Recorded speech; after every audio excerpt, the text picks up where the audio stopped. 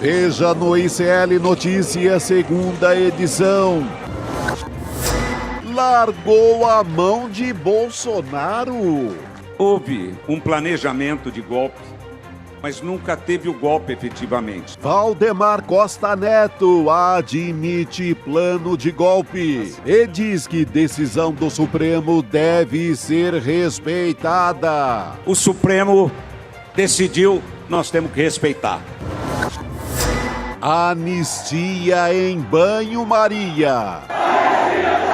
Hugo Mota adia discussão com bolsonaristas e busca alternativa com Senado, governo e STF. A máscara caiu. Nicolas Ferreira esquece pauta da liberdade de expressão e faz patrulha para denunciar quem critica os Estados Unidos. O ICL Notícias, segunda edição, está no ar.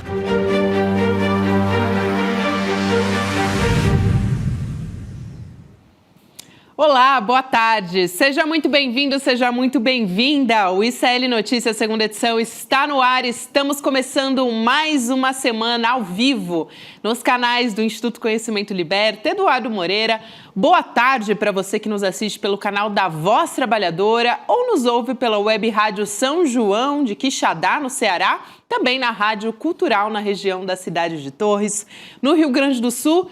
Estamos a postos nessa semana após condenação de Jair Bolsonaro e a política continua, até que não em marcha lenta, está em marcha constante. Acelerada sempre. Boa tarde a todos e todas. Passado ali 4, 5 dias da condenação, você vê que as forças políticas estão começando a buscar novos caminhos, né?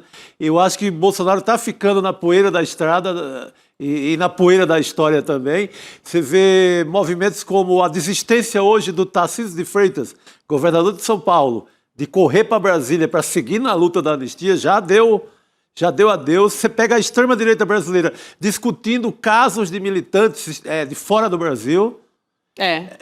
O Bolsonaro não ocupando mais o papel de protagonista da história na extrema-direita. O bolsonarismo sobrevivendo sem o Bolsonaro. Sem o Bolsonaro. Como um movimento de extrema-direita. Não sei que ator vai ocupar esse papel do Bolsonaro, mas não é mais o Bolsonaro. Boa, eu vou até começar puxando aqui uma fala bastante interessante para chamar a Heloísa Vilela junto com a gente, do Valdemar Costa Neto, né? Aquela famosa frase fã ou hater do presidente do PL. Meu Deus. Dizendo que as decisões do Supremo Tribunal Federal devem ser respeitadas. Ele falou o óbvio, o lante, né? O democrático, mas vindo de um apoiador, né, do Bolsonaro, enfim, do presidente do partido dele, é bastante interessante. Sim. Ele estava num evento em Itu, no interior de São Paulo, foi nesse final de semana essa afirmação, e estavam lá também dois grandes nomes do Centrão, os maiores até, o Gilberto Kassab e o Ciro Nogueira.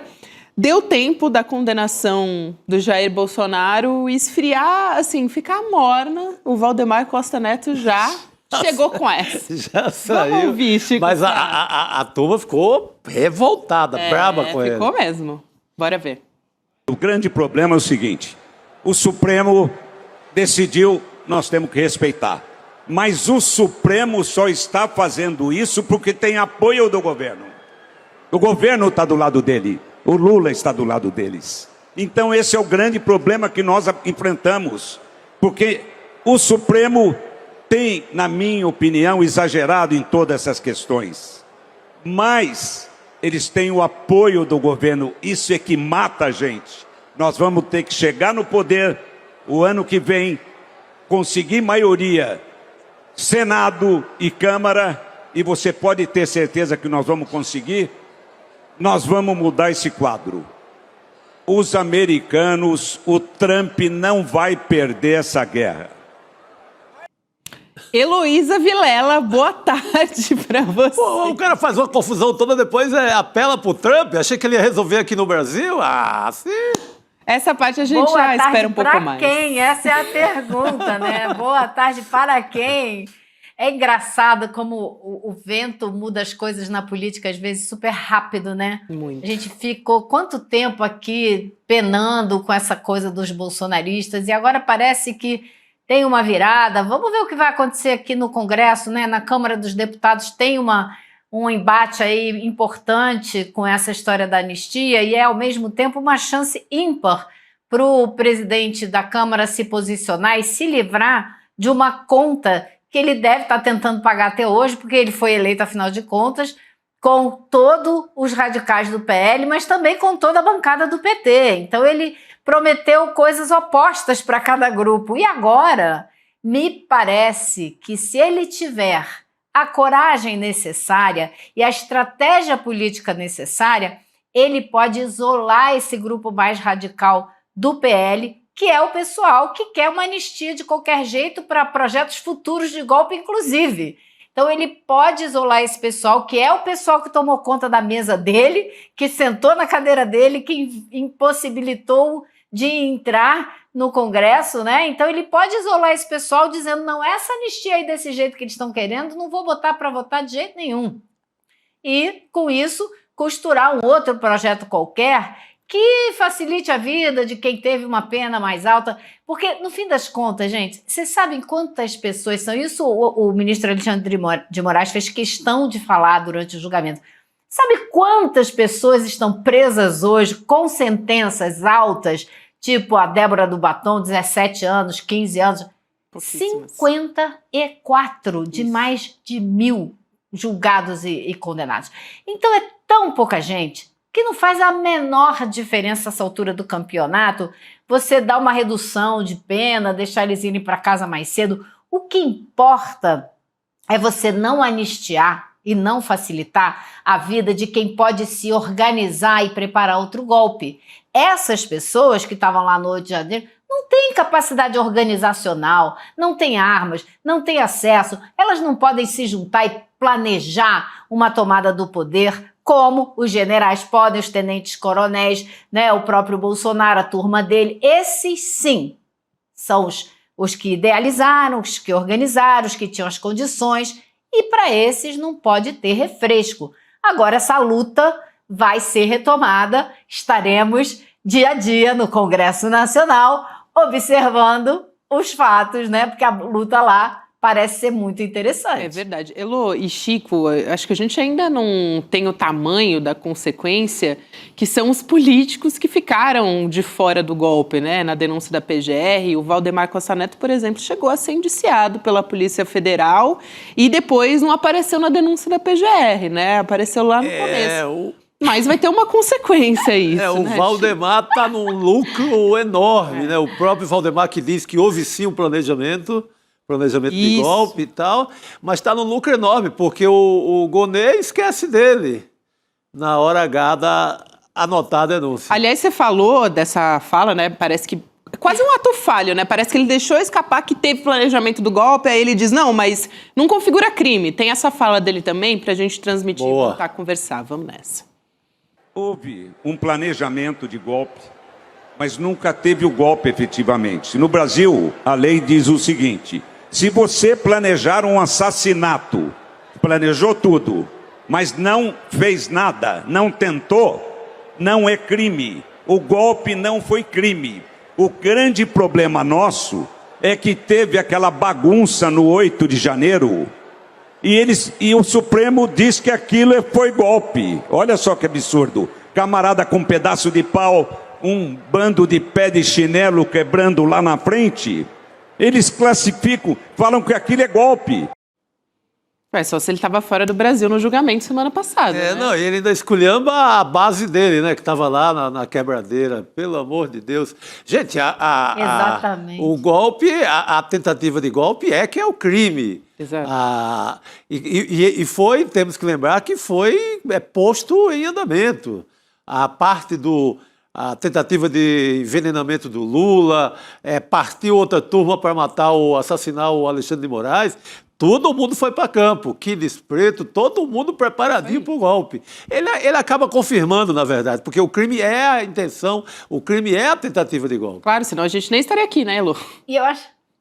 Não, e eu acho que tem que ser levado em consideração o peso das palavras do Valdemar, porque como vocês lembraram muito bem, ele foi indiciado pela Polícia Federal, então ele estava envolvido, então ele sabe do que ele está falando. Ele tem noção absoluta da tentativa de golpe. Não vamos nos esquecer que muitos documentos foram encontrados em gavetas da sede do PL aqui em Brasília, não é verdade? Inclusive planos, os planos estavam lá nas gavetas de assessores, assessor do Braga Neto, tinha plano na gaveta dele lá no PL.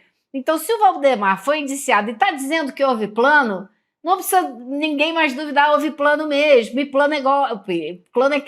Planejar esse golpe de Estado é crime. Então está tudo resolvido. Agora, eu acho incrível a capacidade que eles têm de jogar no fogo a turma deles, né? Eles vão lá e acabam com o pessoal que eles levaram para a Praça dos Três Poderes para cometer os crimes que cometeram, né? Eles jogam todo mundo na fogueira, vai lá, seu bando de idiota, seu bando de maluco, de aloprado, e vocês é que têm culpa de tudo. É impressionante, eu acho lindo, eu espero que eles continuem fazendo isso todo dia, todo santo dia, porque isso pode ajudar a gente a recuperar a sanidade mental de parte dessa base que foi totalmente cooptada, abduzida, né? Porque realmente para a gente recuperar essas pessoas vai tomar trabalho, né?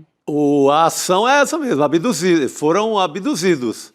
Você pegar toda a simbologia usada ali naqueles acampamentos era de quem estava abduzido ali, porque tá celular na cabeça, pneu, umas orações esquisitas e por aí vai. Cenas que a gente tenta esquecer, mas que a gente lembra com uma certa frequência. Infelizmente, né? Também é importante a gente não perder memória sobre tudo que a gente passou.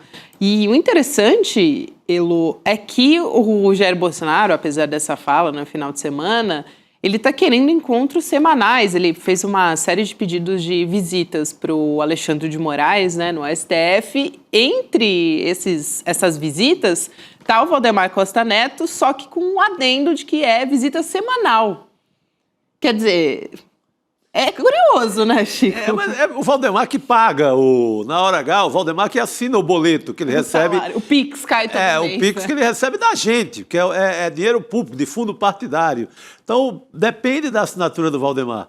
Vai, Valdemar, passa a semana, esquece ele, segunda semana também não vai, terceira semana, cadê o Valdemar para vir aqui tomar um cafezinho? Aí Valdemar não aparece, corre risco de não receber mais o dinheiro mensal. Juntando ele e a Michelle, é uma grana pesada que eles recebem, direto dos cofres públicos. Então, Valdemar tem que visitar. A relação quase abusiva. Relação totalmente abusiva. Se Valdemar não visita, o Cacau vai ficar em jogo ali, vai ficar em suspense.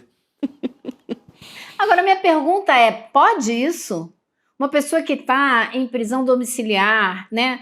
Talvez depois que transitar em julgado e que ele realmente seja recolhido, a forma como ele for ser recolhido, se vai ser numa cela da Papuda, se vai ser numa sala especial da PF, onde vai ser. Mas depois que ele começar a pagar a pena da condenação pela tentativa de golpe, por ser líder de uma organização criminosa, etc., pode isso? Pode ser visitado toda semana por várias pessoas, grupo de oração toda quarta-feira com várias pessoas, entre elas até políticos.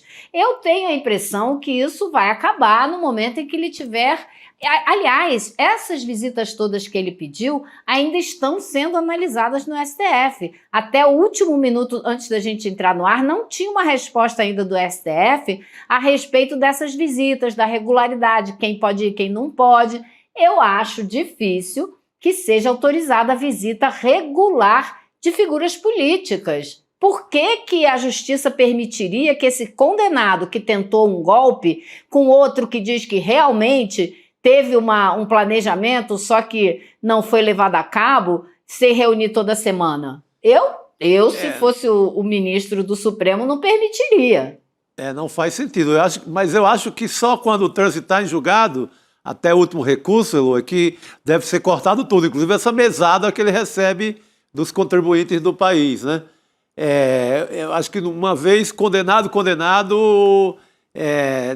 chega a suspender. Acho que é a obrigação da Justiça suspender qualquer benefício que ele receba. Até porque em regime fechado, as penitenciárias têm regras bem específicas, bem rigorosas, tem que entrar num rol de cadastros, né? Não é qualquer pessoa que entra fazendo a visita. Então, imagino que isso também tenha uma releitura, talvez, como você está dizendo, né, Chico, depois que transitar em julgado, Você essa questão imagina, das olha, visitas. em prisão preventiva, sem trânsito em julgado, o presidente Lula tinha uma série de limitações. No começo, só os advogados podiam visitá-lo, lembra? Sim. Uma vez por semana podia ir alguma pessoa que não era advogado. Demorou, acho que uns 6 meses para ele ter as primeiras visitas da Janja, por exemplo.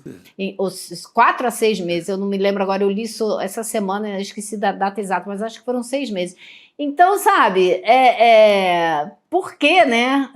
E o Bolsonaro está numa prisão preventiva. Exato. Não é ainda definitiva, mas é como o Lula ficou preso também. Só que o Lula não ficou em casa. Então, sabe, eu não sei o que o Supremo vai dizer a esse respeito, não. Estou esperando a resposta. Foi uma pergunta que a gente fez para o Supremo hoje, para saber o que vai acontecer. Muito bom. Não, e o Lula tinha várias visitas vetadas. Às vezes via autoridades, personalidades estrangeiras chegavam no Brasil e não podiam fazer a visita. Sim. Apelavam para todo mundo e não tinha jeito. E agora tá moleza, né? Para o Bolsonaro tá uma festa. O Collor, que já eliminou qualquer chance de novos recursos, tá proibido de receber, de ter essa festa toda. Pode, evidentemente, conviver com as pessoas que ele já convivia em casa, com a mulher, com o filho, com alguém que morava lá, e nada mais.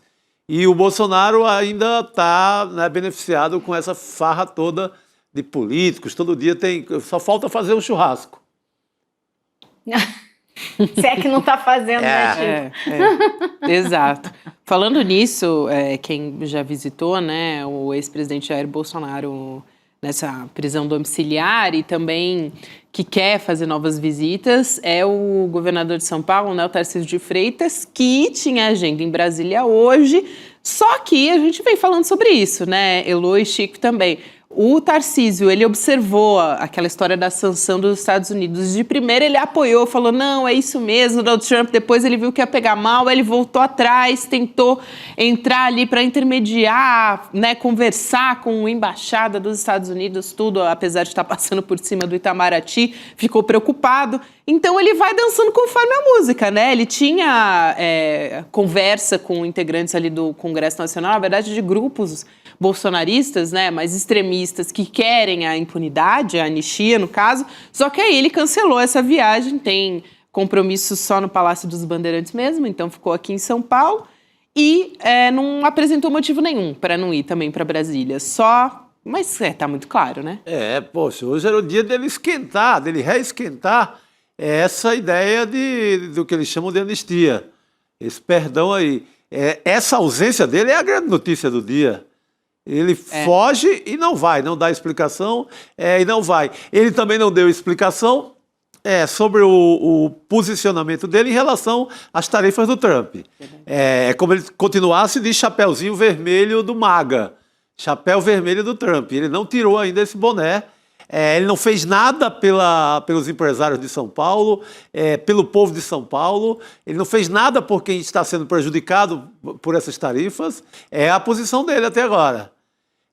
Ao contrário, ele foi para Paulista com essa turma toda. Ele estava ali orando para a bandeira norte-americana. Então, a posição dele segue sendo essa. A gente não tem assim uma explicação ainda muito concreta para a ausência dele hoje aqui em Brasília, né? A gente sabe que ele continua lá com um pedido no Supremo para visitar o Bolsonaro e que ele está esperando quando sair esse pedido e for aprovado, se for aprovado, aí ele vai marcar a visita e virá aqui. Então ele não vai largar de imediato, pelo menos na aparência, a mão do Bolsonaro, porque ele quer essa mãozinha para ganhar voto caso ele decida concorrer à presidência e disputar com o presidente Lula. Eu, cada dia que passa, estou mais convencida, nunca achei que ele largaria o governo de São Paulo para concorrer à presidência. Estou mais convencida do que nunca. Por quê? A gente está vendo que esse ímpeto aí que levava esses bolsonaristas a defender a anistia com todas as forças está meio que arrefecendo.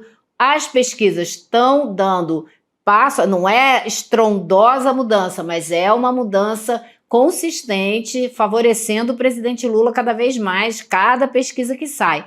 No fim de semana, hoje de manhã, saíram outros dados que já vão mostrando que a rejeição está diminuindo, a aprovação está aumentando.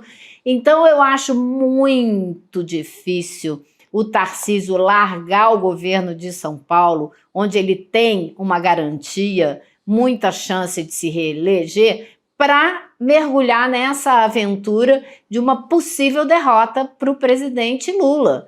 Eu acho que essa conta está cada vez mais difícil para ele. Então, eu acho que ele continua tentando manter ali o apoio da base bolsonarista, mas pode ter um cálculo aí de que esse projeto de anistia já não vai muito longe. A gente sabe que o Hugo Mota está tentando costurar alguma coisa que fuja dessa proposta alucinada, essa sim aloprada, dessa ala mais radical do PL. Então, pode ser que o Tarcísio tenha chegado à conclusão que é melhor entender como é que esse jogo será jogado no Congresso para ele entrar na parada que vai ganhar, para ele entrar no time que vai ganhar. Ninguém quer sair perdendo, né? Então, pode ser que ele ache que esse time aí dos aloprados vai perder essa disputa. É verdade, Alô. Agora, acho que eu não sei o quanto que ele se queima também, porque ele fez um discurso bastante inflamado lá na Avenida Paulista, né? Chamou Alexandre de Moraes de ditador, falou pró-anistia, né? Pró-imunidade e tudo. Então... eu acho que nessa gincana maluca da extrema-direita, dos governadores Caiado, Zema, Tarcísio, Ratinho, para pegar ali o legado, o voto bolsonarista, talvez o Tarcísio tenha se excedido. Uhum. Ele, que é dito técnico, ele foi longe demais. Ele bateu ali, ele fez o mesmo discurso que Bolsonaro fazia contra o STF. Ele vai longe demais nessa tentativa de buscar esse voto, né? Não é uma coisa só de um discurso político ali meio polido, acertado, não. Ele se joga nesse bolsonarismo aí. Esse voto ele quer, porque para o governo de São Paulo, ele também precisa desse voto bolsonarista. Isso. Não é só pensando no Palácio do Planalto. Ele só se reelege aqui em São Paulo também com esse voto. Sem esse voto, enfim, ele não é ninguém. Ele vai buscar... Aí é que está o drama do um quebra-cabeça, né? Ele precisa desse voto, mas ele precisa, para se eleger no estado de São Paulo, dessa imagem que ele estava construindo de bolsonarista moderado, que já foi para o espaço. Então ele está numa situação, eu acho, bastante complicada, bastante difícil. É interessante porque quando ele quis sinalizar para a presidência, ele inflamou o discurso, só que ele estava querendo passar essa imagem, né? Que de moderado não tem nada, a gente sabe. Mas ele queria, né? Para Faria Lima, né? Para o empresariado. Queria. Essa imagem que ele queria passar. Agora, depois dessa última manifestação na Avenida Paulista, eu não sei qual a consequência. Acho que a gente vai, né? Com certeza, agora nas próximas semanas também tem a visita aí ao Jair Bolsonaro que deve sair. Aí a gente deve ver como é que vai ficar essa história. Eu acho que o cálculo dele foi muito assim, havia também o medo muito grande de virar um João Dória, desse voto ir para o espaço, porque se ele não lida bem com o bolsonarismo, ele perde esse voto. O Kleber Lourenço aqui, nosso repórter, colunista no ICL Notícias, ele escreveu um artigo muito bom falando desse perigo também de virar um João Dória. Uhum. Então ele tentou ir para um lado e para o outro, optou por ser um bolsonarista radical, raiz, para tentar herdar os votos do capitão. Acho que o cálculo dele foi esse. E olha que o João Dória tinha o trunfo das vacinas durante a Covid, né? Pois é, mas não valeu nada, né? Na hora H não valeu nada. O Elô, e também, aproveitando que a gente está falando dessa história, né, da anistia, né, dessas conversas que o Hugo Mota está tentando meio que se distanciar, adiar, o Senado acho que está mais resistente ainda, o governo vem tentando, a gente não sabe qual vai ser exatamente a ação do governo para conseguir afastar de uma vez essa história, né, da impunidade. Mas teve até uma manchete na Folha de São Paulo hoje, dizendo que o Hugo Motta está tentando postergar para construir uma alternativa com o Senado, com o STF e também com o governo Lula. E os aliados do Hugo Motta, né, do presidente da Câmara, que foram ouvidos nessa reportagem aí da Folha, né, estão afirmando que ele está tentando postergar essas articulações para ter tempo de construir uma alternativa. Então, eu me pergunto se vai ser aquela tal história de anistia light, que foi uma primeira, vamos dizer assim, afirmação do senador Davi Alcolumbre. Acho que ele foi o primeiro a surgir com essa história, que seria uma pena que não, vamos dizer assim, uma maneira de anistiar só os menos importantes, né? Não os que tramaram o golpe, mas os que estavam no 8 de janeiro, quebrando coisa e tal. Mas está quase todo mundo livre. A Elo falou 54. Hoje saiu mais uma personagem interessante, que é uma que sai do Brasil, vai para a Argentina, da Argentina pula para os Estados Unidos, o Trump vai e manda ela de volta para o Brasil. Então, mas será que não é justamente por isso? Ela foi presa.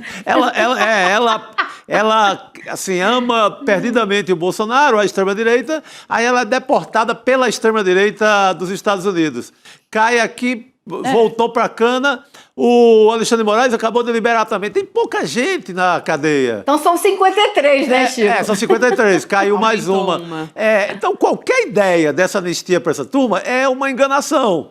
É uma forma de mesmo, né? É uma forma de aplicar ali para incluir o Bolsonaro no pacote.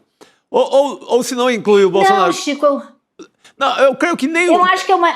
Por favor, vai lá, Elo, você manda. Eu acho que é uma enganação para a população. Sim. É uma maneira de dar uma saída honrosa para todo mundo. Então os bolsonaristas vão poder pegar isso e dizer, conseguimos uma anistia. O STF vai dizer, olha como a gente é bonzinho e soltou os bagrinhos. O governo vai dizer, olha, a gente ajudou a soltar essa turma que era menos importante, que estava pai de família, que estava lá com filho doente, sei lá o quê. E soltar 50 pessoas, entendeu? Eu reduzir a pena, não é nem soltar, reduzir a pena. E deixa preso essa turma, deixa presa essa turma toda que tramou e tentou botar o golpe em andamento. Eu acho que ninguém tinha que ter anistia nenhuma, mas se é isso que vai destravar a pauta do Congresso por causa de 50 pessoas, talvez valha a pena, talvez seja uma saída que funcione para todo mundo. Me parece um pouco de casuísmo, mas é uma via. O que a gente precisa urgentemente nesse momento é destravar a pauta do Congresso, porque a gente precisa votar urgentemente a reforma do imposto de renda para dar isenção para quem ganha até 5 mil ou mais até, tirando o dinheiro lá de cima, porque vai ser uma briga dificílima dentro da Câmara dos Deputados. Tão difícil e tão urgente. Tem que ser rápido, porque tem que ser até o fim de setembro na Câmara, no Senado e sancionada pelo presidente Lula para poder incidir já no ano que vem. Senão, não vai incidir no ano que vem se passar de setembro. Teve uma ação lá, né, Lu? Urgente. Sim. Teve. Você tem umas imagens aí para mostrar? A gente tem aqui umas imagens. Teve o pessoal do Coletivo Alvorada, né? Isso aí, exatamente, pedindo foco no que realmente importa, como disse a Elo Vilela. A gente está mostrando aqui as imagens, Elo, de bottoms, né? Também flyers chamando a atenção dos super ricos que não pagam imposto. Então, importante porque chama atenção, né? Eles fizeram vários kits, Gabi, com envelopes com todo esse material e foram levando de gabinete em gabinete para começar essa pressão, porque precisa pressionar o Congresso a agir na pauta que interessa para a população.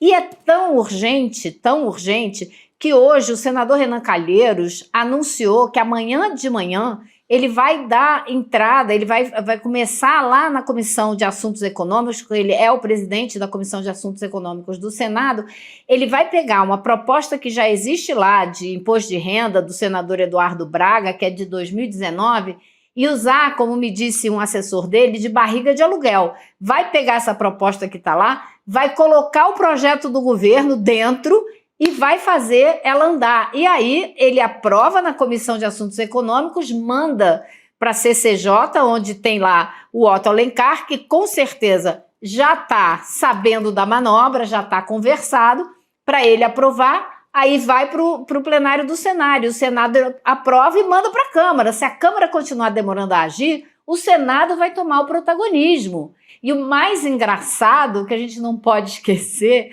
é que quem está tomando essa iniciativa é o senador Renan Calheiros, de Alagoas. E quem é o relator da proposta que está encalhada na Câmara é o Arthur Lira, muito bom, senador de Alagoas. Sim. Dois, né, bicudos que não se beijam, assim, são arqui-inimigos naquele Congresso Nacional. Então o Renan está saindo na frente. Vocês não vão se mexer? A gente vai se mexer por aqui e vai tomar o protagonismo dessa proposta, porque o importante é que ela ande para acabar de ser votada até o fim de setembro. Não, isso é o que interessa, essa é a grande mudança. E olha, já estamos no meio de setembro e nada, né? O governo tem que ficar muito atento a isso. Hoje o Lula almoçou com o Hugo Mota, quase obrigatoriamente essa pauta tem que estar lá na mesa. E acho que fica, o Congresso fica nessa coisa golpe, não golpe, etc. E está passando direto isso, não está votando. Daqui para acabar o ano é um pulo, né? É um pulo. Então, ótima iniciativa do Renan Calheiros fazer andar por lá. Elô? Porque assim economiza tempo, porque já aprova no Senado e a Câmara que se vira. Agora, no cardápio desse almoço aí lá no Alvorada, Chico, teve, claro, a anistia também e a isenção do imposto de renda para quem ganha até 5 mil. Por quê? Porque a boa parte da direita do Centrão está dizendo não vota uma coisa antes de votar outra. Então, é preciso que essa história da anistia, na minha humilde opinião, que não sou política, nem analista política de longa data, nem nada, eu acho que tinha que botar a urgência dessa medida, botar para votar logo. Se ela perder, maravilha. Se vencer, vai para o Senado derruba, senão o Lula veta. Enquanto isso, vai andando a pauta da Câmara, vai votando isenção de 5 mil, porque isso daí morre no STF, não tem jeito disso virar lei, não tem a menor condição disso virar lei. Alexandre de Moraes deixou isso muito claro durante o julgamento. É mais pela inflamação, né? Se livra dessa pauta. Do discurso, exatamente. Se livra dessa pauta, manda votar, esquece, não dá bola, entende? E se livra disso e vamos pro que interessa. Isso aí, boa, bota para votar. Quem tem voto leva. Beijo, Elô. A gente se vê essa semana, querida. Até amanhã. Até amanhã, pessoal. Valeu. Boa noite, Elô. Falando em pessoas que interessam, vamos trazer Rodrigo Viana aqui pra... Que gancho, hein, Gabi? De pautas que interessam, não é mesmo? Esse gancho é bom, rapaz. É bom demais. Aliás, a gente disse que ia se encontrar com a nossa comunidade nesse momento tão importante, tão relevante... acho que talvez da nossa história, né? E vamos mesmo, hein? Vai acontecer essa semana, né? Vai Sim, acontecer. Colado com o julgamento do Bolsonaro. Que vem timing, aí. né? Que timing, Foi senhores. tudo amarrado O Xandão avisou, né? com a nossa equipe. Avisou. Pro pessoal não achar que é verdade, gente. É brincadeira. É brincadeira, tá? Mas daí começa na sexta, né? Isso aí, dia 19 e 20 de setembro, então sexta agora e sábado a gente tem o começo do Despertar 2025, que vai ser aqui em São Paulo, no Espaço Vibra, que é um espaço de eventos bastante grande ali para a gente debater os nossos temas mais urgentes, conectar pessoas, para a gente poder olhar, né, olho no olho, essa troca próxima da nossa comunidade. E tem um debate, depois vem um show, é um negócio maravilhoso. É isso mesmo. E a gente vai ter, uma lista de pessoas, de personalidades que vão estar lá. Eu queria ressaltar uma que é a ministra Marina Silva. Sim. A gente vem falando tanto dela aqui, porque nos últimos tempos uma série de, assim, não vou nem dizer machismo, né, mas enfim, desrespeito à posição que a ministra ocupa por parte desses grupos de extrema-direita ali no Congresso Nacional, e ela que tem um trabalho de meio ambiente e mudança no clima, assim, internacionalmente respeitada, a ministra Marina Silva, e ela vai ser uma das nossas palestrantes ali. Então, gente de peso. É um luxo ter a Marina, não é, no momento palco aí do como Vibra, esse, né, de COP30 no Brasil e tudo isso. Então, vai ser bem bacana ali ter a oportunidade de ouvir a ministra Marina Silva, Rodrigo. São convidados e convidadas nesse naipe de Marina Silva, personalidades, professores e também a nossa equipe, né, que vai estar por lá. Nossa equipe de jornalistas, para interagir com essa comunidade que a gente todo dia aqui conversa com ela, né? Mas vai poder conversar pessoalmente com quem estiver lá no Vibra, dias 19, 20, sexta e sábado. Faça a sua inscrição aí, faltam 5 dias, vai ter virada de lote, me falaram. Então, tem que fazer hoje para você garantir ainda a entrada num preço melhor, despertar2025.com, e você se inscreve e está presente para encontrar com a gente lá. Boa, então despertar2025.com.br para garantir o seu ingresso, porque vai ter virada de lote. E, Rodrigo Viana, você viu que saiu ali na coluna da Juliana Dalpiva? Vi. Uma notícia, para quem não entrou no nosso site, clnoticias.com.br, manchete aqui da nossa colunista: o Ministério Público Federal pede cassação das concessões da Jovem Pan por difusão de discurso golpista. Então, a Procuradoria destacando esse papel da Jovem Pan na tentativa, na trama golpista, né, do Bolsonaro, e pediu uma multa aí também milionária, né? Pois é, eu achei uma notícia super importante, já que a gente está fazendo esse acerto de contas com a história recente. O Ministério Público pede, nas alegações finais desse processo, que as concessões sejam cassadas. Eles chamam de outorgas, né, é o nome técnico que se dá. Mas na prática é isso, cassar a concessão da Jovem Pan. O Ministério Público Federal diz que a Jovem Pan mostrou ser indigna da confiança que a sociedade depositou nela, porque uma concessão para que opere como uma rádio, como uma televisão, é uma concessão pública. Então é a sociedade dizendo: você tem o direito de explorar essa faixa aqui de transmissão, porque achamos que você é um empresário digno de comunicação. O Ministério Público disse: a Jovem Pan foi indigna da confiança da sociedade brasileira, pede uma multa de 13 milhões de reais pelo papel que a Jovem Pan teve como peça fundamental na tentativa de quebra da normalidade democrática no Brasil. E aí o Ministério Público lembra vários fatos. O Ministério Público lembra vários, diz que a Jovem Pan foi peça fundamental, diz que a rádio foi a principal caixa de ressonância de discursos que pavimentaram ações golpistas que depois vieram a ser desveladas pelo judiciário. E aí relembra como que se dava essa operação, e a gente sabe quem era uma dessas peças que operava dentro da Jovem Pan. É o Paulo Figueiredo. E hoje não está na Jovem Pan, mas está agora nos Estados Unidos fazendo a operação para impor sanções ao Brasil. Então, eu achei de um timing... Também nessa investigação, né, sobre coação. Ele é um dos que ainda vai ser julgado, isso, né? Tanto na de coação como no processo principal, né? Ele é réu também. Verdade. Então, do último, né? Eu achei super relevante esse pedido do Ministério Público.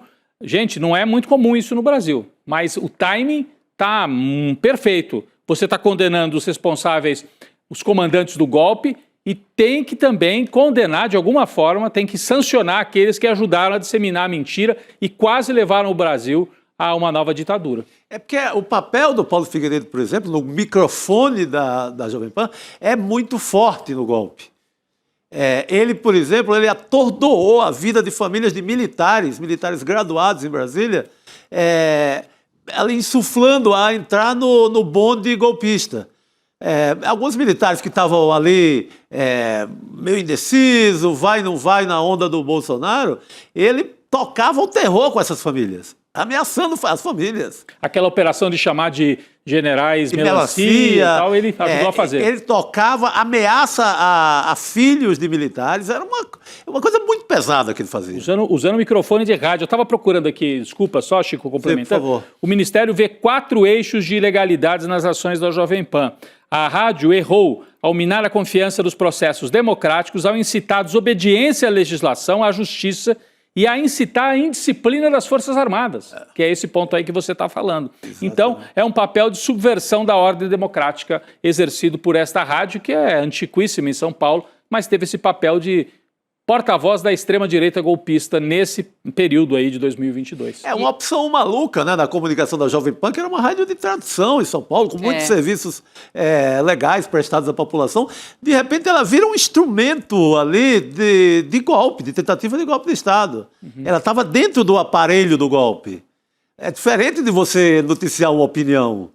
Você estava insuflando famílias lá dentro, assim, tinha ativistas do golpe dentro usando o seu microfone. Exatamente, isso é muito grave e acho que vale a pena ressaltar também que esse personagem que fazia parte ali da Jovem Pan e que agora está atuando nos Estados Unidos, nas redes sociais e também em diversas plataformas para continuar, né? Ele está nessa continuidade do golpe, que é o Paulo Figueiredo, sendo quase que um porta-voz do governo Donald Trump.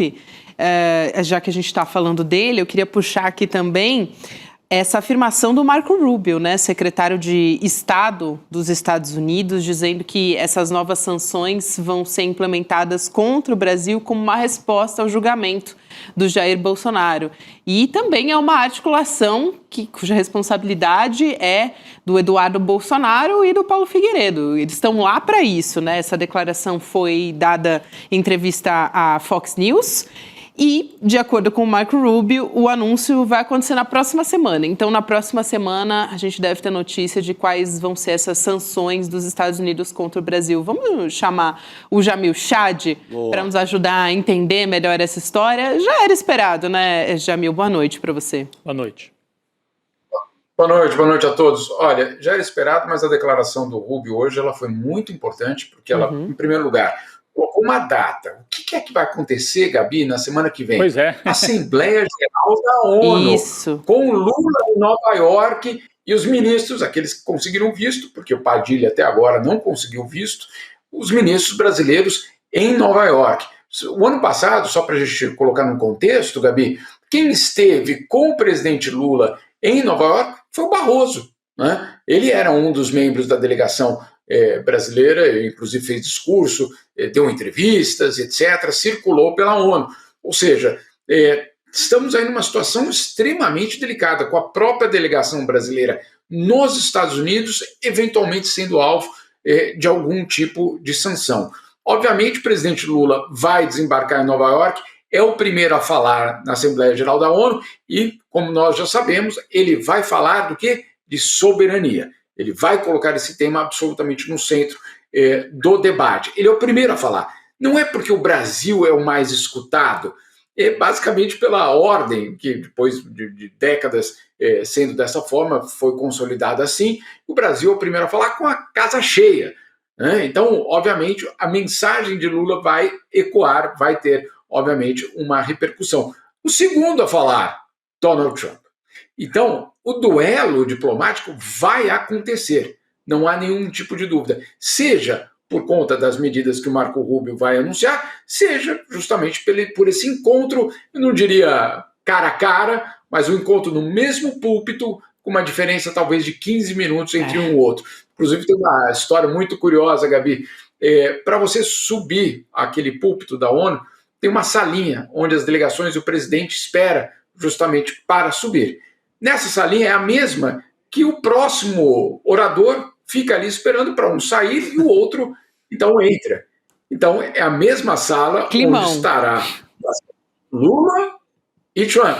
Agora, claro, na ONU nada disso acontece por acaso, tem eu diria, uma expertise em protocolo, e aí, obviamente, se as duas delegações disserem, olha, não queremos ver, eu não quero ver o Chico nem de perto, né? Aí o que eles fazem, obviamente, uma baita de uma organização para que as delegações passem uma para lá e ninguém se encontra, né? Então, vamos ver o que vai acontecer. O fato é que nós temos hoje uma declaração importantíssima de Marco Rubio, apontando sim para novas sanções e sim na mesma semana da viagem de Lula para os Estados Unidos. Ô, Jamil, só para esclarecer, né, historicamente é assim, né, os Estados Unidos eles falam na sequência, o presidente no caso, porque é o anfitrião da Assembleia.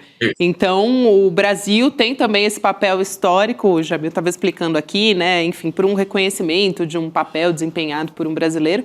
Agora, no caso dos Estados Unidos, eles falam na sequência porque historicamente a organização é assim. Acho que só para as pessoas não acharem que de repente o evento foi organizado ali para gerar esse clima, né? É uma coincidência que vai gerar, claro, um mal-estar, né? Para dizer o mínimo. O Gabi, o Jamil e Chico, eu me lembro do dia que o Hugo Chávez fez um discurso, logo depois que o Bush, eu acho que tinha discursado na ONU, eu acho que era o Bush, ele falou, estou sentindo o cheiro de enxofre aqui na tribuna, porque o demônio acabou de sair aqui da tribuna. Então, vai ter um clima, não vai chegar tanto, porque o Lula é um pouco mais diplomático do que o Hugo Chávez era nos seus discursos, né? Mas olha, além dessa frase do Marco Rubio, outro fato que marca essa véspera, vamos dizer assim, da ida do Lula e da delegação brasileira a Nova York, é o artigo do Lula no New York Times, né? Que saiu na edição de ontem, mas hoje saiu na edição impressa, né? Até me mandaram aqui a página do New York Times. Então, o que você achou, Jamil? É uma forma, a minha interpretação é o Lula não tanto querendo falar com o Trump, mas querendo falar com a sociedade, com aquela parte da sociedade dos Estados Unidos que não fecha com o Trump, porque o New York Times conversa com esses setores, né? Setores mais liberais, como a gente diz nos Estados Unidos, né? Mas como é que você interpretou esse artigo do Lula com destaque, né? No New York Times? Sem dúvida, é um destaque porque vamos colocar num contexto, né? Ao longo aí das últimas semanas, a imprensa americana profissional tem dito, calma aí, tem um país ali no sul que está dando exemplo, né? Então, era esse justamente por conta do julgamento de Jair Bolsonaro, dos militares, de virar uma página do passado, etc, etc. Bom, Lula escolhe justamente o New York Times pela, claro, a dimensão que o jornal tem, mas justamente por falar com vários setores, inclusive a elite econômica, não é só grupos progressistas americanos, não, a elite econômica, obviamente, lê o New York Times também, e aí, obviamente, é um canal de comunicação direto com esse segmento da sociedade americana. Agora, tem um outro elemento importante. Ele poderia ter publicado isso tudo nas redes sociais, como faz Donald Trump. Ele não escolheu publicar isso nas redes sociais, ele escolheu justamente um veículo tradicional para fazer essa mensagem chegar aos Estados Unidos. Como, inclusive, uma amiga comentava ontem, parece que chegou o adulto na sala, finalmente, né? Então, aí você tem uma situação na qual você tem uma diferença de diálogo. Um falando por redes sociais, o outro basicamente escrevendo um artigo longo, com argumentos, etc., desmontando argumentos de Donald Trump. Agora, isso tudo, sem dúvida nenhuma, Rodrigo, uma preparação para essa viagem, que sem dúvida nenhuma vai ser uma viagem repleta de, eu diria, histórias, no mínimo, para ser contada. Lembrando que, em 2019, no primeiro ano de Jair Bolsonaro, ele vai à ONU e faz um discurso. E depois é o Donald Trump, que ainda era presidente americano, faz o discurso. Mas, para a surpresa de todos nós, os discursos eram iguais. É verdade. Não sei quem copiou de quem. Não sei quem copiou de quem, mas agora, olhando em retrospectiva, conhecendo como eles funcionam, sabendo que a bandeira americana que é na Paulista e não a bandeira brasileira que está na Quinta Avenida, eu acho que quem copiou foi o primeiro a falar. Mas, enfim, é isso. A suposição. Muito bom. Agora, Jamil, pensando nessas sanções, né? Esses novos castigos, você pega na parte da economia, as tarifas estão caindo, né? Caiu parte dos minérios, caiu frutas. A tendência é ser mais castigos pessoais, né? Questão de visto, porque eu não vejo caminho, por conta do que vem acontecendo, da desistência da Casa Branca nas tarifas, em algumas delas, não vejo como ser algo de medidas econômicas mais pesadas. Tem algumas, vamos dizer assim, algumas indicações de que pode ser justamente pelo caminho mais pessoal, pelo caminho, inclusive, eu diria mais, como eles falam, targeted, com um alvo mais preciso. Porque, claro, houve toda uma gritaria entre os empresários americanos quando essas tarifas foram colocadas. Agora, no governo Trump, né, Chico, já sabe, tudo é possível, tudo é possível. Sim. A imprevisibilidade é parte do jogo de Donald Trump. Sim. Então, eu aprendi a não excluir nada desse debate. Você está certo. Mas, pela lógica, você tem toda a razão.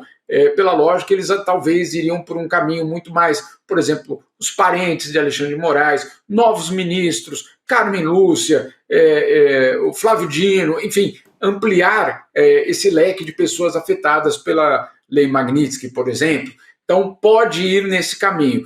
Também já se fala em algum tempo já em algum tipo de sanção financeira contra instituições financeiras, brasileiras, Banco do Brasil, etc.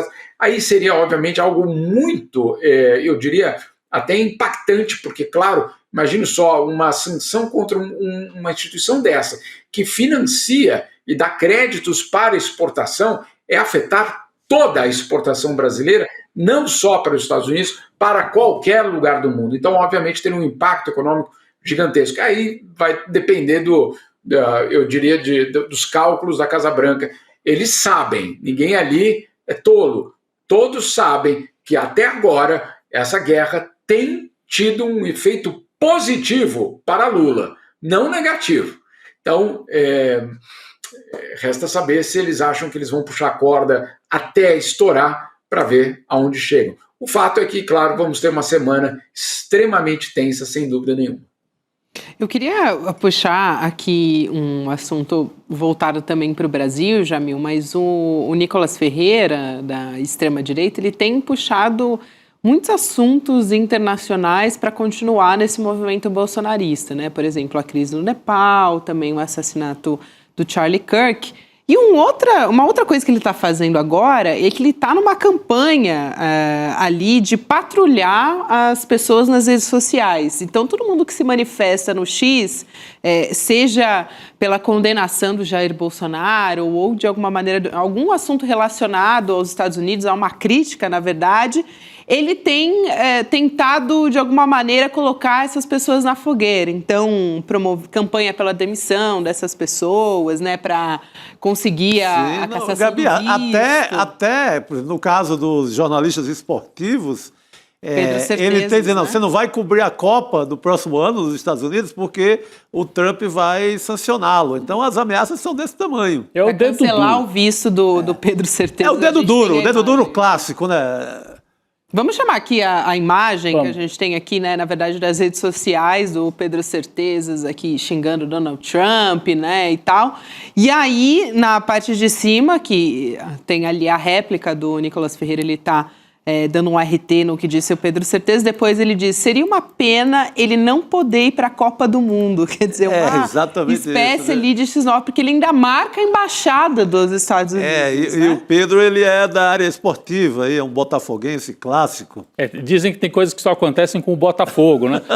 Só falta o Pedro Certeza não poder cobrir a Copa por causa desse tweet aí. Eu não duvido, hein? Do jeito que a coisa tá. Ele tá com a sua camisa, bonita camisa do Botafogo ali, sendo perseguido pelo Nicolas agora. E o Pedro Certeza, ele é um exemplo, mas tiveram outros personagens completamente aleatórios que foram perseguidos, assim, de alguma forma pela extrema-direita ou pela patrulha, vamos dizer assim, do Nicolas Ferreira. O Júnior Lima também, teve mais uma pessoa que foi, eu até tinha anotado, o Whindersson também. Enfim, Whindersson Nunes? Ele também, enfim, é curioso, né, como...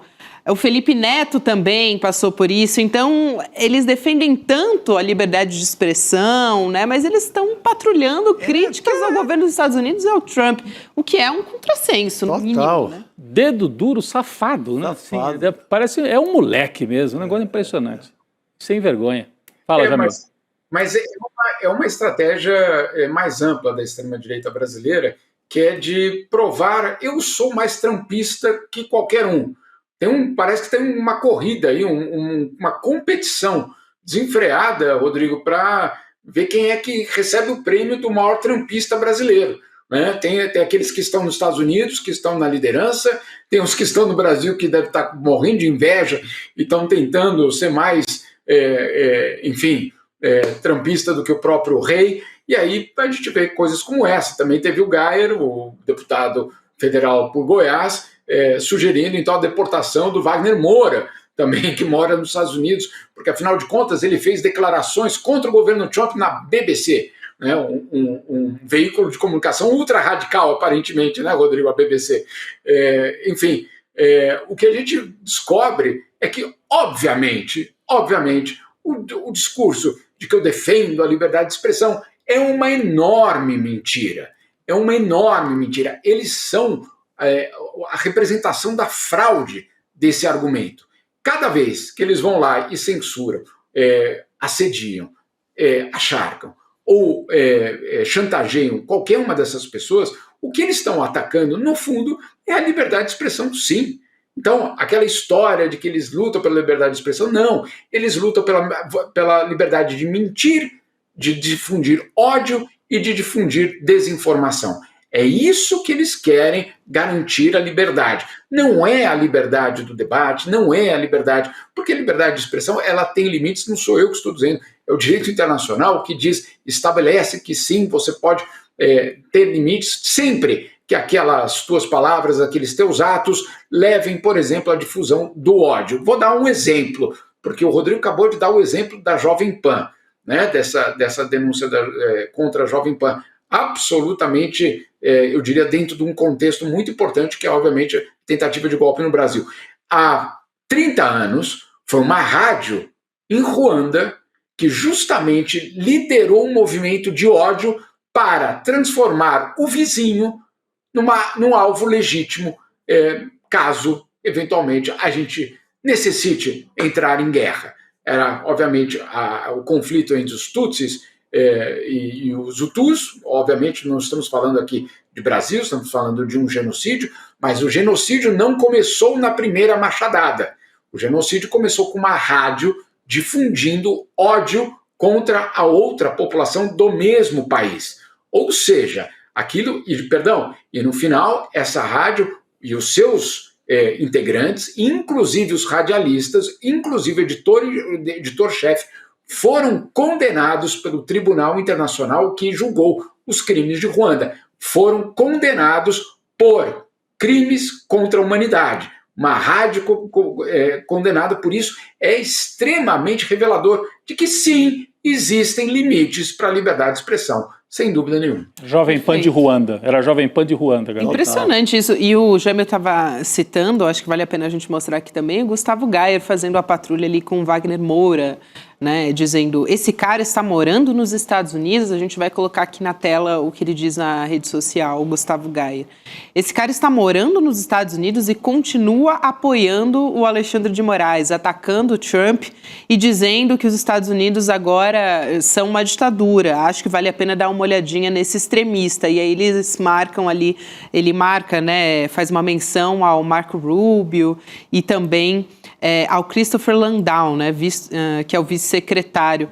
Então, ele responde, na verdade, ao Wagner Moura, Jamil, justamente por conta dessa entrevista, né, do Wagner Moura falando sobre a dificuldade dos Estados Unidos de lidarem com seus próprios golpistas, aliás, que é uma crítica que tem sido muito feita pela imprensa internacional. Aqui de cabeça eu me lembro, recentemente, a The Atlantic fez justamente essa fala. Aliás, é um artigo do Levitsky aqui, do Como as Democracias Morrem. É uma declaração exatamente nessa linha do Wagner Moura também. E a capa da Economist, né? Isso, a capa também. do Economist é exatamente nessa linha. Eles vão ter que pedir que a Economist não circule nas bancas. Comunista essa revista, né, Rodrigo? Não dá ideia. Não dá essa ideia. Não dá essa ideia. Não estou brincando, porque, por exemplo, a PBS, que é a rádio pública, o serviço público de rádios nos Estados Unidos, foi absolutamente dizimado nos últimos meses por ser um serviço progressista e que disseminava basicamente a ideologia progressista. Trump não teve dúvida, isso eu estou falando da rádio pública, foi lá e dizimou a rádio. Ela é muito impressionante porque nos Estados Unidos você tem, vamos dizer assim, a rádio nacional, o equivalente de uma rádio nacional, e depois centenas de rádios locais, que, claro, a gente sabe bem, né, Chico, você não quer ficar no interior de São Paulo, no interior da Paraíba, ouvindo uma rádio nacional transmitida de Brasília, que não tem nenhuma relação com a tua vida ali naquele canto do país. Então, o que fizeram os americanos ao longo de anos? Construir uma rede impressionante de rádios pelo país, que sim, transmite naquela hora, entre aspas, do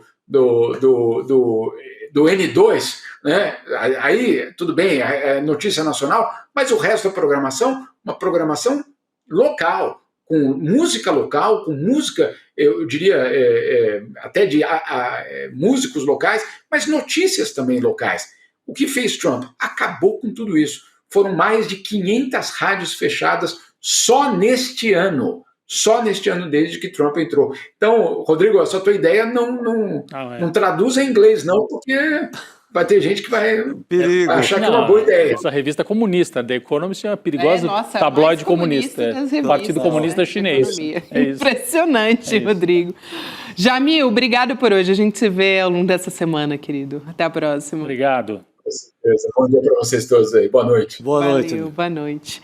Falando em economia, Chico Sá e Rodrigo Viana, nossa convidada de hoje é a ministra do Planejamento, hein? Do Chico Pinheiro Entrevista. Opa! Ministra Simone Tebet. Imperdível. É a convidada de hoje e ela vai falar sobre política, protagonismo das mulheres, sobre o papel que ela desempenha, sobre democracia, né? Caminhos para o futuro do progressismo. Então vamos assistir um trechinho dessa entrevista e a gente volta a conversar? Vamos lá. Eu acho que a esquerda precisa se assenhorar de valores que não são da direita e que a direita sequestrou. Isso me dói muito como alguém de centro, com equilibrada. Talvez por ter nascido na década de 70 e ter sido obrigada, que bom, porque eu sou patriota, a boa patriota, né, a cantar o hino nacional, a cantar o hino à bandeira, a respeitar, né, os símbolos nacionais, que é do brasão, a bandeira, o hino, né, eu acho que a gente tem que parar de ter medo em falar de pátria, porque eles sequestraram o bem mais valioso que é nosso. A pátria é nossa, o país é nosso. Né? Então, assim, não são eles a falarem de família. Quem faz pela família, né, é um governo que faz justiça social. É que repõe o Bolsa Família, é que devolveu a farmácia popular, é que coloca dinheiro no orçamento para aquilo que é mais sagrado para a mulher pobre cheia de filhos, que é uma casa popular. É quem cuida do social com responsabilidade fiscal, por isso que me colocou lá para dar o equilíbrio. Né? Então essas palavras como família e pátria são nossas, a gente precisa se assenhorar desses valores, até para que a gente possa dizer que esses valores não podem ser relativos. Muito bem, então a gente tem 7h da noite o Chico Pinheiro Entrevista e já tivemos spoiler aqui que vamos conversar com o nosso querido Cacai nessa segunda-feira. O homem está preparado aí, ó, cheio de papel. Segunda-feira é dia de Cacai, é dia dele. Boa noite, querido, bem-vindo. Tudo bem, Gabi? Tudo bom, Cacai? Boa noite, querido. O Cacai, eu não sei se você estava aí, a gente também estava com saudade, eu não sei se você estava aí nas coxias, dando uma olhada enquanto a gente estava trazendo aqui uma fala do Valdemar Costa Neto no programa falando de planejamento do golpe. Eu acho que vale a pena a gente trazer mais uma vez, porque o Cacai, ele vai explicar de uma maneira muito melhor do que todos nós aqui o que o Valdemar Costa Neto esqueceu de explicar sobre o planejamento, que ele disse, na verdade ele não esqueceu, né? Ele diz, não configura crime. Que é só o STF semana passada que teve É só um golpezinho, não é crime não. É um golpezinho, foi sem querer querendo. Vamos assistir, Cacai, e a gente volta a conversar. Vamos lá. Houve um planejamento de golpe, mas nunca teve o golpe efetivamente. No Brasil, a lei diz o seguinte, se você planejar um assassinato, planejou tudo, mas não fez nada, não tentou, não é crime. O golpe não foi crime. O grande problema nosso é que teve aquela bagunça no 8 de janeiro e o Supremo diz que aquilo foi golpe. Olha só que absurdo. Camarada com um pedaço de pau, um bando de pé de chinelo quebrando lá na frente. Eles classificam, falam que aquilo é golpe. A gente falando aqui nos bastidores da reação do Kassab, vai falar do Cacai, né? Do Kassab. O Kassab ri. Que dá até uma risada. Agora, Cacai, não é crime só se for fora do Brasil, né? Porque planejar golpe é crime, sim. É uma simplicidade que dá quase pena, né? Assim, o Valdemar é uma pessoa que tem se postado de uma forma... Aquilo que eu comentei com vocês, ele saindo da casa do Bolsonaro, a jornalista perguntou, como é que tá? Tá muito mal, o Bolsonaro não tem condição de nada. Ela falou, quer dizer que se ele não fosse elegível, não podia candidatar-se? Ele disse, não, se ele fosse elegível, estaria bom. Uma pergunta incrível. Ele assim, então ele é muito simplório. Assim, essa fala dele agora, a esta altura, ela é uma fala, eu não acredito que nada disso é por acaso. Esse pessoal conversa efetivamente com um bando de pessoas que não conseguem compreender a realidade. Porque não é possível, assim, o Brasil inteiro, mesmo que não acompanha, sabe que o crime é tentativa de golpe, isso foi debatido longamente, foi passado na televisão os votos, os debates. Como é que vem o presidente de um partido tentar falar um absurdo, falar um absurdo desse, ou é de uma ignorância ímpar, eu não acredito que seja, um homem que é presidente do partido e tal, ou realmente eles estão querendo ainda manter esse risco, eu estou dizendo isso, nós ainda estamos com o sério risco de uma tentativa de golpe. Enquanto você está, o Valdemar, dizendo um absurdo desse, ou é um simplório demais, ou tem uma estratégia. Você está vendo o Eduardo de lá vibrando porque vai ter mais sanções contra os ministros supremos e contra autoridades agora, no dia de hoje. Quer dizer, é muito inacreditável. O que eu digo é o seguinte, é extremamente difícil você debater com quem não tem noção do ridículo, com quem não tem noção da realidade, com quem mente descaradamente. Porque, para mim, isso aí, Gabi, só pode ser ele falando para um grupo de pessoas que não têm condição crítica nenhuma. Porque não é possível que ele, a esta altura, vai comparar a possibilidade de você querer matar e não matar alguém com a tentativa de golpe.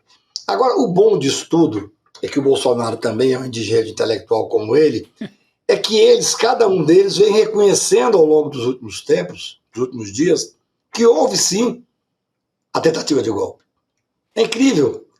Se você pegar esse documentário que vocês fizeram, eu não consegui ver todo porque eu estava voltando de Londres, mas eu achei muito interessante porque tem vários recortes do general que fez o plano Punhal Verde e Amarelo confessando, o Bolsonaro confessando. Então, que o golpe existiu, a tentativa de, que o crime é este, eu acho que eles próprios já sabem. Aí você vê um cidadão desse, eu até concordo com vocês, quando eu tinha visto mais cedo isso, eu falei, gente, o Kassab está constrangido, está sentado ali. Você vê que ele está meio sem pulsão de sentar e tal e tal. É muito triste. Eu não acredito que seja só por acaso, não. Eu acho que ainda existe, eles ainda acreditam em alguma coisa, né? Essa história de passar anistia a qualquer custo, de tentar diminuir pena do Congresso Nacional. Eu estou escrevendo um artigo hoje para sair essa semana dizendo isso. Olha, não é hora de fazer esse tipo de concessão, até porque a anistia, ela hoje o ministro Gilmar Mendes falou sobre isso, ela é inconstitucional. Você não pode fazer anistia para beneficiar aqueles que exatamente tentaram acabar com a democracia, acabar com o Estado Democrático de Direito. Eu não sei, eu acho que o julgamento foi uma grande vitória, foi um exemplo para o mundo. Você vê as coisas. Por que estão criticando o Wagner Moura, que vocês estavam dizendo agora? Porque ele elogiou a postura do Brasil, não só do judiciário, mas especialmente do judiciário, mas também do executivo, que não se curvou aos Estados Unidos. Eu vou dizer uma coisa para vocês. A coisa mais importante, eu até pensando nisso aqui agora, eu vou começar a falar mais sobre isso, é nós chamarmos à responsabilidade o Congresso Nacional. O executivo fez o certo, o Lula foi grande, o Brasil fez uma resistência que tinha que fazer da soberania com independência. O judiciário cumpriu a Constituição. Hoje é o Dia Internacional da Democracia. Ele foi lá e fez o quê? Cumpriu a Constituição. Agora, o Congresso Nacional continua sendo o patinho feio dos poderes. Falando em anistia, falando em diminuição de pena, não punindo o Eduardo Bolsonaro. Não pode. O poder do Congresso Nacional, gente, há muito pouco tempo atrás, nós já viemos aqui falar sobre isso, nós vimos um golpe de gravata no Congresso. Eles ocuparam a cadeira do presidente Hugo Mota. Sim. Impediram o Hugo de chegar até a parte de cima da Câmara. Então, eu acho que é hora de cobrar a responsabilidade do Congresso Nacional. Porque algumas questões, eu entendo até que o Valdemar deve estar preocupado, existe uma ação para caçar o registro do PL. Eu, em tese, sou contrário a caçar registro de partido político. Nós temos um exemplo no Brasil, que é o Partido Comunista, um triste exemplo. Mas responsabilidade tem que ter. Quer dizer, então, que o PL vai continuar pagando a casa onde o Bolsonaro está tentando vivendo em prisão domiciliar? É. Isso é ético? Isso é possível? São reflexões que nós temos que fazer sobre a política no Brasil. Partido político, porque é muito dinheiro, gente. Sim. Eu vou comentar uma coisa com vocês que eu já falei en passant. Uma vez eu conversando com um ilustre pessoa da República, presidente de um partido, eu falei, Cacai, falei para ele, olha, quer tomar café da manhã com você um candidato ao governo, que vai ser governador, e um candidato a deputado, que vai ser deputado. Ele falou, leva o deputado lá na sua casa amanhã que eu vou lá. Eu falei, pô, mas o governador é mais importante? Ele disse, não, o importante é fundo partidário. Então, esse é o mundo político que nós, às vezes, conhecemos. Né? O Cacai, você puxou muito bem essa fala do Gilmar Mendes, porque além de ele falar sobre a anistia, que é inconstitucional, que a trama golpista é ilegítima também, ele criticou publicamente o voto do ministro Luiz Fux, né, que foi quase que muito alinhado à defesa dos réus e principalmente do Jair Bolsonaro. Mas quero te perguntar, porque todos os ministros ali, tirando o Luiz Fux, eles deram um termômetro bem importante de que se a anistia bater ali no Supremo Tribunal Federal, vai ser declarada inconstitucional com certeza. A maior parte dos ministros, principalmente o Flávio Dino, falaram sobre isso, né, Rodrigo? Posso aproveitar e já trazer para o Cacai, para ele já falar na mesma sequência? O que está crescendo também, Cacai, é um movimento aí não pela anistia, mas está sendo chamado de anistia light. Eu acho que é até um nome errado, porque seria baixar as penas de alguns crimes. Então seria um projeto para redução de penas. E com isso você reduziria as penas daquela turma lá do quebra-quebra do 8 de janeiro. Mas né? não tem como reduzir dali da turma do quebra-quebra sem não afetar em cima. Não é, Cacai? Não dá para você mexer. Vai beneficiar o Bolsonaro lá adiante. Parece que a proposta é mexer só... Mas não tem como. Imagina na lei. Bom, não sei. Aí... eu acho que o Cacai vai resolver essa parada. Era bom o Cacai falar sobre isso. Vamos lá. Que, em tese, a proposta do Congresso de diminuir pena dos que estão condenados, ela é inconstitucional, teratológica e ilegal. Ilegal. Ela é completamente absurda. Absolutamente ilegal. O Congresso não pode mexer num caso específico que o judiciário condenou. Não, mas seria para mexer na lei, em tese. Não é mexer na pena. É o que eu estou dizendo. A hipótese que tem porque se você tem uma lei nova que favorece ao cidadão que está sofrendo o processo ou que foi condenado, a lei retroage para beneficiar. Ela não retroage para piorar a situação. Então, assim, pode ser que, de repente, esse episódio venha a, por exemplo, mudar a estrutura das penas no Brasil. Terá sido um avanço sobre o aspecto criminal. No caso concreto pode ser estranho, mas, por exemplo, os crimes todos passarão de pena mínima de 5 anos, máxima de 8, pena mínima de 2, máxima de 4. Porque uma coisa, Rodrigo, que as pessoas esquecem, aí eu tenho que ser coerente. O sistema carcerário brasileiro é a maior desgraça que nós já vivemos. O Supremo Tribunal Federal, há uns anos atrás, considerou inconstitucional, dado o grau de falibilidade, dado o grau de, eu diria até de maldade que é o sistema penitenciário brasileiro. Ele considerou estado de coisa inconstitucional no sistema penitenciário. Não adiantou nada. Foi bonito, julgamento histórico, mas não melhorou nada o sistema prisional.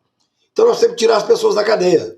Se por acaso, por causa de um movimento desse, o Senado fizesse uma discussão séria, o Congresso, uma discussão séria sobre as penas do Brasil são muito altas, o Brasil... Opa, a gente teve uma interrupçãozinha aqui na internet do Cacai, mas a gente já vai... Será que já voltou? Já voltou. Vai lá. O que eu disse é o seguinte, é possível ter um projeto que diminua as penas como um todo, e isso as pessoas lutarem para ser beneficiadas? É possível. Seria uma coisa benéfica para o sistema penitenciário, para o sistema criminal no Brasil. Eu tenho que ser coerente. Assim, a minha paixão sempre foi criticar e tentar melhorar. Tanto é que eu já comentei com vocês.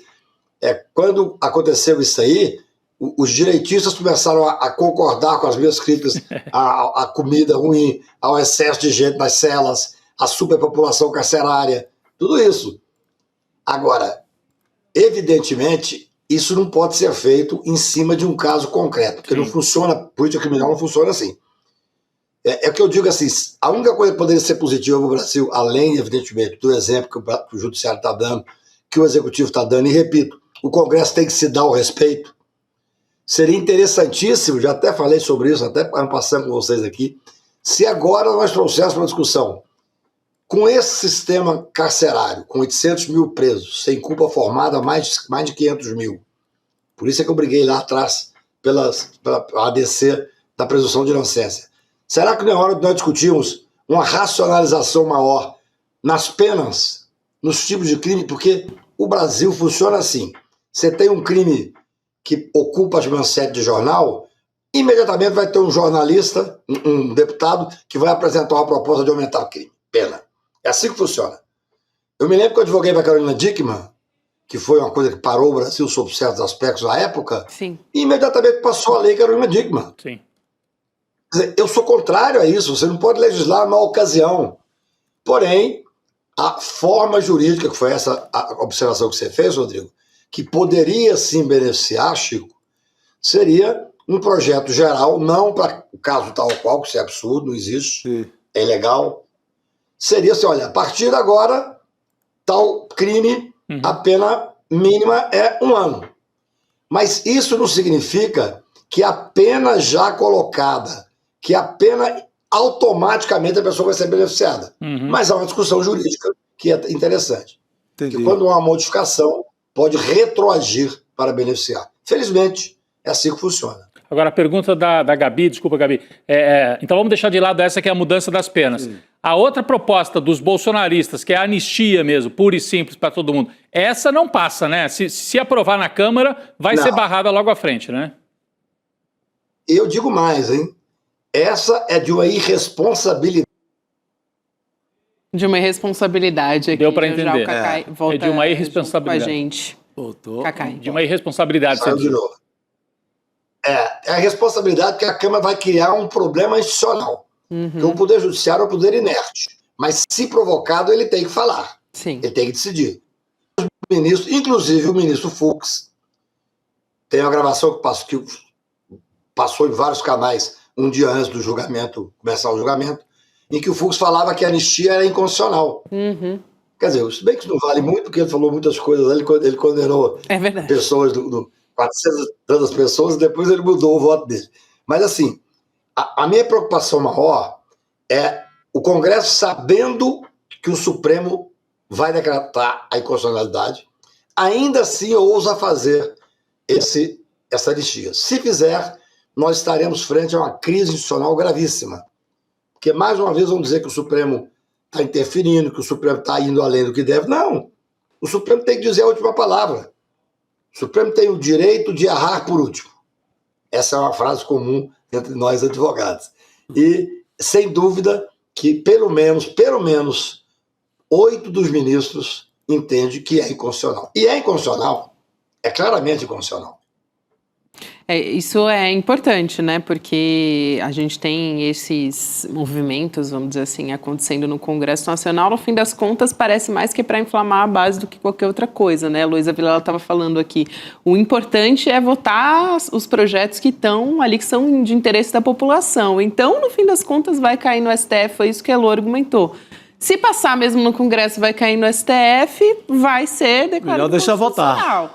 E, além disso, vai criar uma crise, né, institucional, como está dizendo o Cacai. Crise institucional, porque as pessoas que estão, na grande maioria, não têm essa compreensão do todo, né? Elas não compreendem o papel do Supremo Tribunal, não compreendem o papel... Por exemplo, o Congresso Nacional, era hora de você ter alguém que tivesse liderança real lá dentro, para dizer o seguinte, olha, vocês querem julgar o Supremo novamente aos leões? Essa é a função? Porque essa é o objetivo. Isso. Agora, é um Congresso que tem coragem de fazer essa discussão, que não se dá a dignidade mínima de caçar nenhum daqueles que ocupou a mesa diretora da Câmara, que não abre o processo. Até eu vi em algum lugar que teriam aberto, mas depois eu não consegui localizar o processo de cassação do Eduardo Bolsonaro. O Congresso Nacional hoje virou o grande foco de problema. E o maior problema para eles, eu acho que a saída é que o Supremo Tribunal não está se vergando. Ainda hoje, o ministro Flávio Dino deu um despacho que tem muito congressista que não vai dormir essa noite. As emendas, né? Sobre isso. Aquela questão lá atrás, que estavam batendo no Supremo, não era mais o ministro Alexandre. O ministro Alexandre, que realmente tem boa parte das pessoas que têm ódio dele, mas os congressistas, o tema dele chama-se Flávio Dino. A independência, a cultura jurídica, a experiência que ele tem de executivo, que ele tem de de Câmara. Então, ele vai vir, está indo no caminho correto. Ele não voltou atrás. Aqui, só para trazer essa informação completa, já que o Cacai citou, e é importante, né? Ele está falando dessa decisão do ministro Flávio Dino, né? Determinando que o governo pare de enviar dinheiro de emendas parlamentares para 9 das 10 cidades que mais receberam as chamadas emendas PIX, né? Isso entre 2020 e 2024.